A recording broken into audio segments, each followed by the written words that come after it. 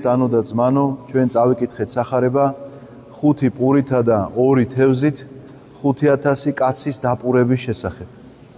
5000 კაცი იყვნენ ბავშვებისა და ქალების გარდა. ნუ რა თქმა უნდა, ეხლა ამ ციფრზე შეიძლება ვიღაცა მიდაოს, მაგრამ აქ მთავარი მაინც სხვა რამეა. თვითონ ეს სახარება მათეს მიერ არის მოთხრობილი მე-14 თავია და თქვენც შეგიძლიათ გადახედოთ კიდევ ერთხელ წაიკითხოთ და ნახოთ რაღაცა ნიუანსები, რომ როდის მაპატიეთ რაღაც ალერგია მაქვს და როდის გადის მაცხოვარი უდაბნოში, როდის ხდება რომ ის თქვათ უდაბნოს მიმართულებით მიეშურება, როდესაც იოანე ნათლისმცემელს შეიპყრობენ და სიკვდილით დასჯიან, ყველანაირად აარიდებს თავს, რომ ეს გავეშებული ეხლა ჰეროდე, რომელმაც იოანე მოკლა, არ მოდგეს და იოსოს და მის მოწაფეებსაც არ მოუღოს ბოლო. თუმცა კი ეხლა შეიძლება კითხვა დაისვას, რომ ის ხო მაინც იცის მან, რომ მოწამეობრივად უნდა აღესრულოს და ხომ იცის, რომ ის უნდა მოკლან. მაგრამ მიუხედავად ამისა არსებობს რაღაცა დრო, რომელ დროსაც ის ზუსტად განსაზღვრავს და ამბობს, რომ ახლა ამ დროში ეს არ შეიძლება, ჯერ არ დამდგარა ამისი დრო. იმიტომ რომ ეს უნდა აღესრულოს პასექზე. რადგანაც პასექი აღდგომას განასახიერებს, გამოსვლას განასახიერებს, ჯოჯოხეთის ესე იგი დატოვებას განასახიერებდა ძველი აღთქმის ტრადიციაში, ამიტომაც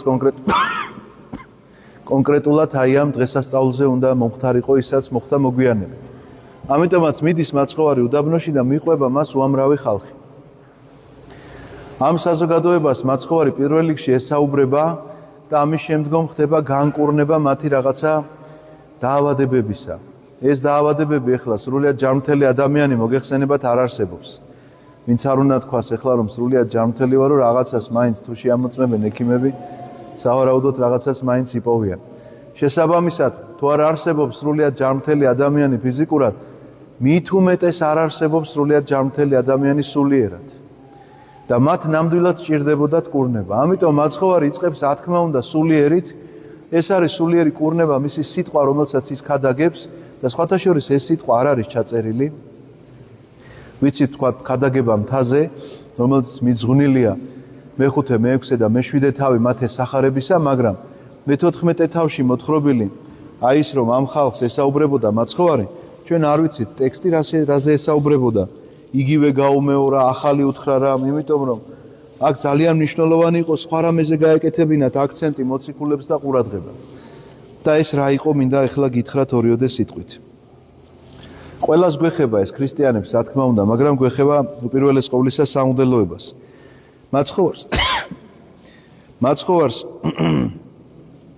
მაცხოვართან მიდიან მოციქულები და ეუბნებიან, რომ ცოდო არისო ეს ხალხიო, მშივრები არიან მთელი დღის განმავლობაშიო და გაუშვი უახლოეს სოფლებშიო, რომ იქნებაო პური მაინც იყიდონ, რომ მთელი დღის განმავლობაში მშივრებმა, ეხლა აქ მშივრებმა ნამუდაბნოს ღამე ძალიან დიდი ტემპერატურული სხვაობაა, დღისით ძალიან დიდი სიცხეა და ღამე პირიქით ძალიან დიდი სიცივეა და ამ სიცივეში ეხლა კიდე მშივრებმა არ დაიძინონ. მაცხოვარი ეუბნება მათ ასეთ რამეს, რომ თქვენ მიეცით მაგათ ჭამათი. აი ძალიან საინტერესო წინადადება. განა მაცხოვარმა არ იცის, რომ ამათ არაფერი არ აქვს. მისი მოციქულები არიან და ზუსტად ხო იცის რა დატოვეს, საიდან წამოვიდნენ, რა წამოიღეს. მაგრამ თქვენ მიეცით მაგათ ჭამადი, გახლავთ სწორედ მოწოდება თითოეული ქრისტიანისა, რომ ჩვენ უნდა მივცეთ ადამიანებს სულიერი საკვები. და ეს სულიერი საკვები უპირველეს ყოვლისა რომ მისცეს სხვა ჯერ შენ უნდა იცოდე რა არის. ეს გახლავთ სწორედ წმინდა წერილი, მისი ნება სადაც არის გაცხადებული, მისი სწავლება სადაც არის ჩამოყალიბებული. სწორედ ამის შესახებ არის ლაპარაკი, რომ ეს უნდა მივცეთ ჩვენ ადამიანებს. უპირველეს ყოვლისა ეს სამღვდელოებას ევალება, მაგრამ ამავდროულად გევალება თითოეულ თქვენგანს, როგორც ქრისტიანს, იმიტომ რომ მოწოდებული ხართ სამღვდელო პატივში. პავლე მოციქული პირდაპირ ამბობს ესე, რომ ეს ჩვენი მოწოდება სამღვდელო მსახურება არისო. იმიტომ რომ სამღვდელო მსახურებას გასაგებია რომ ხელდასხმული მღვდელი აღასრულებს, მაგრამ თანამონაწილეები ხომ თითოეული ჩვენგანი ვარ. აქ მე მარტო შევედი და იქ რაღაცა ცალკე სივრცეა და ესე იგი მე ვატარებ მსახურებას და თქვენ სადღაცა სხვაგანი მყოფ, ხშირად კი ხდება ასე, მე ვატყობ სიტუაციას, მაგრამ ასე ხომ არ უნდა იყოს. ჩვენ ხომ ერთობით უნდა აღვავლენდეთ აი ამ მსახურებას და ამ ერთობაში თქვენ თქვენ სამსამღვდელო მსახურებაში ხართ. შესაბამისად მოწოდება რომ თქვენ მიეცით მაგათ ჭამადი და მოციქულები პასუხობენ ესეთ რამეს რომ გვაქვს მხოლოდ 5 პური და 2 თევზი. ეს გახლავთ პირდაპირ მინიშნება რომ რითი ხელმძღვანელობდნენ ისინი სულიერი თვალსაზრისით ეს იყო მოსეს 5 წიგნეული და ეს იყო სიტყვა თევზი ბერძნულად არის იხტიოს ეს არის ესე იგი ჩვენ ამას ასოების მიხედვით ესე გავყვებით იესო ქრისტე ძე ღვთისა ასე ითარგმნება პირდაპირ იხტიოს რო გადათარგმნოთ იესოს ქრისტოს აი ესე რომ მივყვეთ ამ თანმიმდევრობით გამოდის იესო ქრისტე ძე ღვთისა ამიტომაც ეს 2 თევზი განასახიერებს ქრისტეს მოძღვრებას როგორც ღმერთისა და როგორც კაცისა მას ხომ 2 ბუნებით ვიცნობთ ჩვენ რომ განკაცებული ღმერთია ის სრული ღმერთი და სრული კაცი შესაბამისად 5 წიგნი გახლავთ 5 წიგნეული და ეს 2 თევზი გახლავთ სწორედ ეს მაცხოვრის მოძღვრება რომელიც შემდგომ უკვე ჩვენ სახარების სახით გადმოგვეცა მაგრამ კიდევ ერთი ძალიან მნიშვნელოვანი ამბავია აქ რაზეც მინდოდა თქვენი ყურადღება გავემახვილებინა და აღარ დაგღლით რომ მოციქულებს ეუბნება რომ მომეცით ეგ 5 პური და 2 თევზი და ამის შემდეგ მოუწოდებს საზოგადოებას და თქვენ ახლა უნდა დასხდეთ და იწყებს ამ პურის დამტვრევას და ამ პურს აძლევს მოციქულებს და მოციქულები ურიგებენ ხალხს აი ახლა მე რო ყოფილიყავი ჩემს მაგალითს მოგიყვებოდით რას ვიზავი რასაუბრობ ამდე ხალხს 5 პური როგორ ეყოფა მეთქი ხო ვეტყოდი აუცილებლად ვეტყოდი იმიტომ რომ მე არ მაქვს ეს მორჩილება რომელიც ჰქონდათ მოციქულებს და აი ამ მორჩილების შეძენა ძალიან მნიშვნელოვანია ჩვენ ღმერთს ძალიან ხშირად სწორედ ასე ვეწინააღმდეგებით და რატომ არ ხდება სასწაული ჩვენს თავს თუ კი გაკვირვებით დასვა ამ კითხვას სწორედ ამიტომაც არ ხდება რომ შენ ასეთ წინააღმდეგობაში შედიხარ იქ რომ ქრისტეს დასჭირებოდა მაგათვით მტკიცება რომ კაცო რასაც გეუბნებით ის გააკეთეთ ეს სასწაული იცით რომ არ მოხდებოდა გარწმუნებთ რომ არ მოხდებოდა მაგრამ მოციქულების მორჩილებით მოხდა სწორედ ეს სასწაული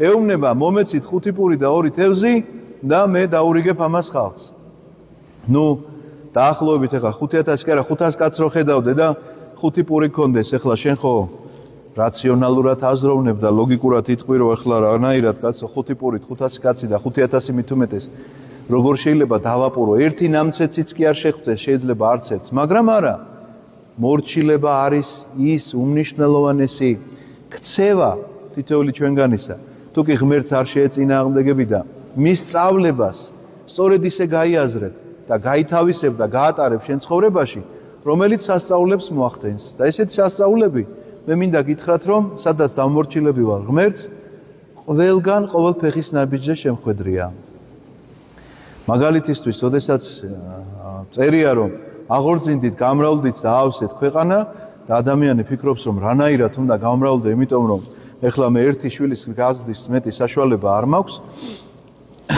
თუ გააჩენს მეორე შვილის გაზრდის საშუალება უჩნდება ისევე როგორც 5 პურით 5000 დაპურდა და ეს სასწაულია რომელსაც ჩვენ სასწაულად არ ვთვლით სხვათა შორის და არ მეგვაჩნია იმიტომ რომ ეს გონია რომ ხელფასი რო შესაბამისად გაგვეზარდა ან რაღაცა სამსახური შევიცვალეთ უკეთესობისკენ ეს გონია რომ ჩვენ დავიმსახურეთ ეს იმიტომ რომ რაღაცა ეხლა მეორე შვილზე რო წავედი და კანონს დავემორჩილე კი და ღმერთმა მომცა კი არა მე ხო კაცო ის ვისწავლე ბუღალტერია დამატებით და ამიტომ თორე მე ის რა შუაშია დაახლოებით ასეთია წარმოდგენა ადამიანისა რომელიც წინააღმდეგობაში მოდის ღმერთთან იმიტომ რომ ეუბნება არა იმრუშო ეუბნება არა იპარო არ მოიპარო და არ გაღარიბდები იცით ასეთი არის ეს ისა რა ქვია მცნება ადამიანებს გონიათ რომ მოიპარავენ გამდიდრდებიან და პირიქით არის ვინც იპარავს იმაზე ღარიბი ადამიანი არ არსებობს ამიტომაც ბაბატიეთ ამიტომაც თუ კი არ მოიპარავს ნამდვილად სიმდიდრეს შეიძენს ეს ადამიანი თუ კი არ იმრუშებს ნამდვილად ისეთი სიყვარული იქნება მასა და მის ცოლ-ქმარს და მეუღლეებს შორის რომ აი სასწაული იქნება ამ სიყვარულზე სხვები ბევრი ილაპარაკებენ და ქადაგება იქნება ეს ამიტომაც როგორც კი შედიხარ წინააღმდეგობაში და იწყებ იმის მტკიცებას რომ 5 პურით რანაირად უნდა გავაძღო 5000 კაცი მაშინ სასწაული არ ხდება მაგრამ როგორც კი მორჩილებით დაჯდები და დაელოდები რასაკეთებს მაცხოვარმა იცით როგორი სასწაული მოახდინა უბრალოდ დროში იყო ეს ყველაფერი დაჩქარებული იმიტომ რომ პურის თესლს, მკვდარ თესლს სხვათა შორის, ჩვენ რომ მიწაში ჩავთესავთ ერთ ცალს, იქედან ამოსულ ღეროზე ისხავს დაახლოებით 100 ცალი იგივე მარცვალი, რაც მიწაში ჩავდეთ. გინახავთ ეს პროცესი? ხო გაგიგიათ მაინც? ამიტომაც, როგორ ფიქრობთ, ვინ შეიძლება ანიჭებდეს სიცოცხლის უნარიანობას მკვდარ თესლს, რომელიც მიწაში ჩაფლე და იქ გახრწნა დაიწყო და გახრწნილი გაცოცხლდა, ცოცხალი ღერო ამოვიდა და ერთის ნაცვლად 100 ცალი მოისხა. რა თქმა უნდა ღმერთი. ამიტომაც ეს დროში აღესრულება, ხომ იქ დათესვიდან ალბათ რავი 3 თვე უნდა თუ 6 ნამდვილად ვერ ვერკვევი, ზუსტად არ ვიცი, მაგრამ გარკვეული დრო სჭირდება. მე იმას დაფქვა უნდა და მე გამოცხობა კიდე პურის სახით რომ მოვიდეს შენამდე. მაცხოვარმა უბრალოდ დროში დააჩქარა ეს. ამ პურებს რომ ამტრევდა, ეს ის პროცესი იყო, რომ მრავლდებოდა მის ხელში ეს პურები. ჩვეულებრივად, ბუნებრივად არსებული მასალისგან ხდებოდა ეს ამბავი. ამიტომაც ბუნებრივი არსებული მასალისგან ხდება ჩვენს თვალწინ ეს სასწაულები. მღვდლობის საიდუმლოს შესახებ, როდესაც ამას წინათ რაღაც ერთ გადაცემაში მომიწია საუბარი, მე მთხოვეს რომ კომენტარები წაიკითხეო, მე მართალი გითხრათ, არც მაგის თავი მაგ და კიდეც მეზარება, მაგრამ ჩემი ცოდვაა შეიძლება. წაიკითხე, რომ რაღაცებზე პასუხია გასაცემი. ძალიან ბევრი წერდა იქ რომ აი რასაჭიროა მღვდლობა, კაცო, ჩვენ თვითონ რა ვერ ვიზამთ მაგას, რაღაც შე რასაც ამბობ, მეც ხომ იგივეს ვამბობ. მართლაც ისეთი ეს შეურაცხყოფელი შეკითხვები, კი არა ხო? მართლაც ადამიანებს გულწრფელად აინტერესებდა, რომ რასაჭიროა მღვდლობა, მაგრამ დღევანდელი წაკითხული სახარებიდან ზუსტად ჩანს რასაჭიროც არის მღვდლობა. ღმერთი არსებულით, მატერიით, აქ არსებული მატერიით აღასრულებს ჩვენს თვალწინ აი ესეთ საიდუმლოებებს. მღვდელი კი არ არის მწირ, მე კი არ შევწირე მსხვერპლი. ქრისტე არის თვითონ შეწირულიც და შემწირველიც. უბრალოდ ჩემი ხელები გამოიყენა იმისთვის, რომ მისი შეწირული სხეული თქვენამდე მოვიტანო და გაზიაროთ. ჩემი ხელები გამოიყენა იმისთვის, რომ ნათლიღება მიიღოთ. ჩემი ხელები გამოიყენა იმისთვის, რომ ზეთი იცხოთ და გვირგვინი დაიდგათ და ასე შემდგომ. და მღვდელმთავრის ხელი გამოიყენა იმისთვის, რომ ხელდასხმა მიმეღოს სამღვდელო მსახურებისა. ეს არის და ეს და დღევანდელ წაკითხულ სახარებაში ასე არისო? პირდაპირ ხალხს რატომ არ დაურიგა, როგორ ფიქრობთ? 12 კაცს რატომ გაანაწილებინა ეს 5000 კაცზე ადვილი სამუშაო კი არ იქნებოდა. სწორედ ამიტომ, რომ ღმერთისგან მოციქულების ხელით უნდა გავრცელდეს ეს საიდუმლოებები, რომელ საიდუმლოებებსაც ჩვენ ეკლესიაში ვეზიარებთ.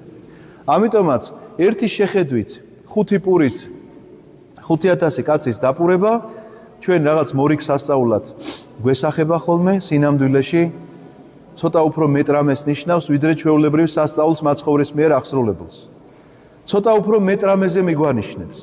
მათ შორის სამღვდელო მსახურებაზე, მათ შორის პირადად ჩვენს მსახურებაზე, მათ შორის იმ მორჩილებაზე, რომელი მორჩილებითაც, თუ კი დავემორჩილებით ღმერთს, ჩვენს თვალწინ აღესრულება მსგავსი სასწაულები. და თუ კი იქნები გამუდმებულად კამათში და შენი ლოგიკური მსჯელობით დაიწყებ იმის მტკიცებას, რომ 5 პურით 5000 კაცი ვერ დაპურდება, მაშინ მსგავსი არაფერი არ მოხდება შენ ცხოვრებაში. მართლაც ვერავინ ვერ დაპურდება. ყველანი მშივრები წავლენ შენგან. სულიერ თვალსაზრისით გულისხმობ, რა თქმა უნდა, ამას, იმიტომ რომ პური შეიძლება ბევრი აჭამო. ამიტომაც მიეცით მათ, რასაც ითხოვენ, ეს არის პირველ რიგში ღვთის სიტყვა. გახსოვთ წმინდა წერილში მაცხოვრის გამოცდა რო არის ეშმაკის მიერ, ეს ქვებიო პურებათ აქციო და იქ ეუბნება ასეთ რამეს. არა ხოლო პურით ცხონდების კაცი, არამედ ღვთის პირიდან გამომავალი სიტყვით, ასე რომ ინებებს ღმერთი, ვიცხოვრებთ, ვიცოცხლებთ, ვისუნთქებთ. თუ არ ინებებს, მაშინ სხვა რამე მოხდება და დაეიყოს ნება ღვთისა, რომელ ნებასაც მორჩილებით შევეგებებით ყოველთვის. ამინ. დალოცვილი გადახარებული გამყოფოთ ღმერთმა. ამინ.